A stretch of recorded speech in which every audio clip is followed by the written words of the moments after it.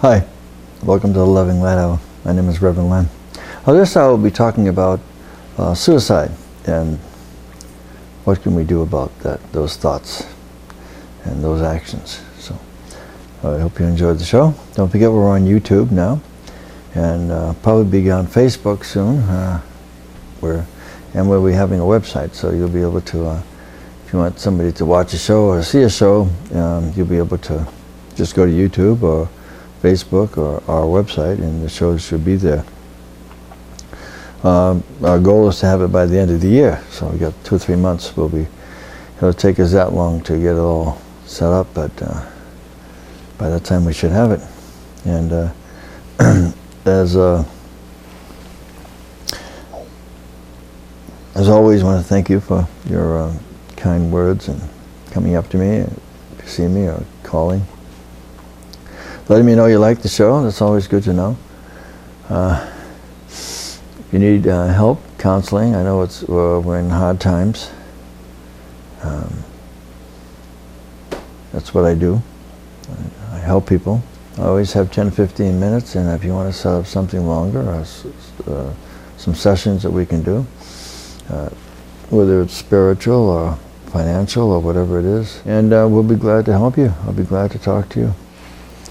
And yeah, we're going through hard times, but this is the way it's always been. There's good times and there's bad times. This is the way it's been. That's the way it is.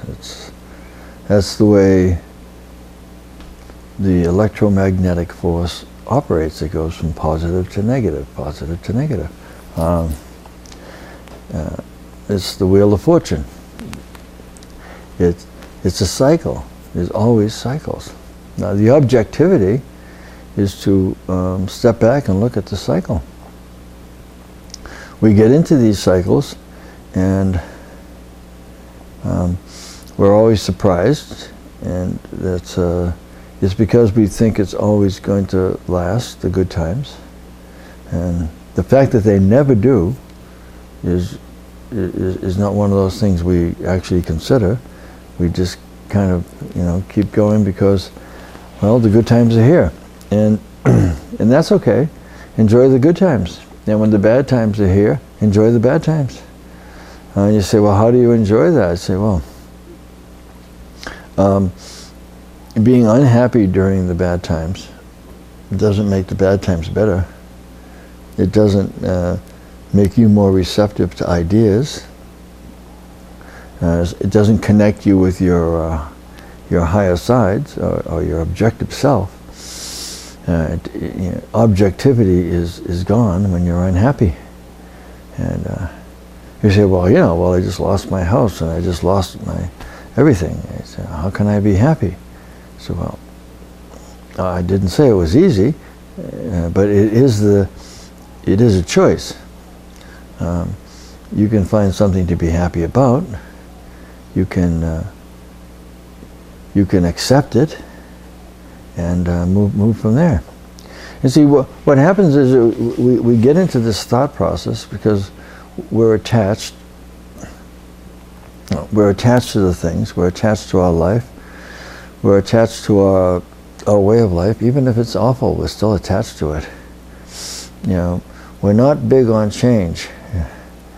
It's like in that 23rd Psalm, it says, they prepare us a table before me in the presence of our enemies, And I think the enemies in that Psalm is change.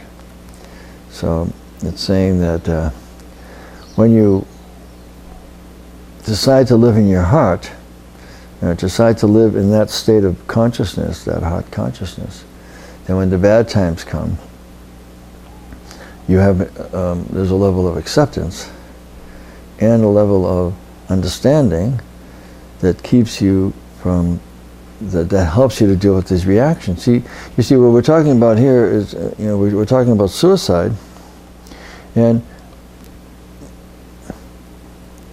suicide is a reaction to suffering, and it's an attempt to end the suffering. It's a mindset that puts you onto a track that says that there is no way out. As if a teenager in high school, if you could counsel a teenager, if you're a 50-year-old, and you're looking at a 17-year-old who's just been, told they were a pimple-faced geek and cast out of, cast-outs, what would you tell them? You'd say, it'll pass. It'll pass. Just wait a year. Once you're out of that school, everything that happens in that school, and if you're a teenager, and if you're in high school, trust us. It means almost not. The only thing that do damage control, protect yourself. Just understand that all the people in that school are teenagers, and they're stupid, basically. I mean, stupid in the sense of, not stupid in that they don't have brains. They're stupid in life. They're dumb. They don't have life experience. They're dumb in compassion and love. And it's the way it is. You have to learn love and compassion. You have to experience life, and you have to practice. You have to practice not getting what you want, and not hating, and not getting depressed, or being depressed, and accept that. I mean, there's a level of acceptance that goes on here. You have to accept what is, and understand that the three words of enlightenment, the key to enlightenment, the three words, is that this will pass. That's it. You go to Buddhism, and you go and you say, well, in order to be a stream enterer, which is somebody that is awakened enough that they're probably, they're not going to fall off the path.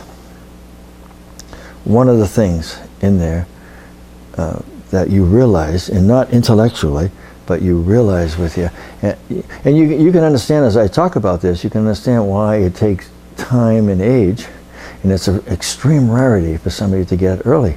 We only get it later on. Is that what you realize is that everything changes. That everything's in a state of change and flux.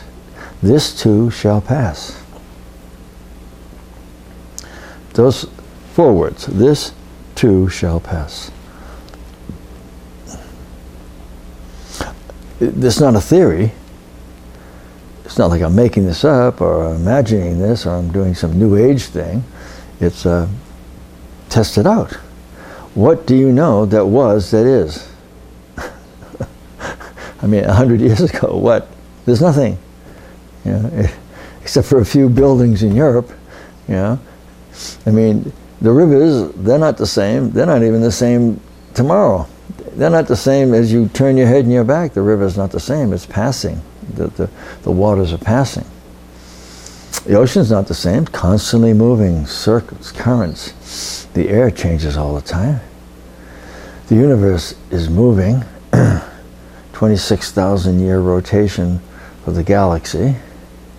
365 for the solar system. For us, it's always, everything's in a constant state of flux. Electromagnetic energy, the positive, the negative, and the neutral. These are the ideas. This is the spiritual ideas.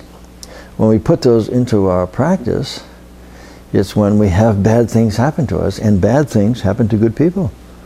This is the way it is.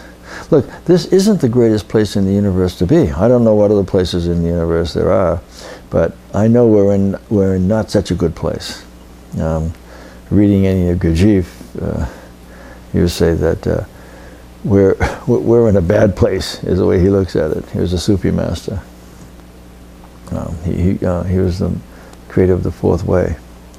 We're in a bad place. We're at the end of the ray of creation. As he puts it, we're under hundreds of laws. If you go to the moon, there's some more laws you're under, but these laws of gravity, laws of, there are all these intrinsic universal laws that we're under here.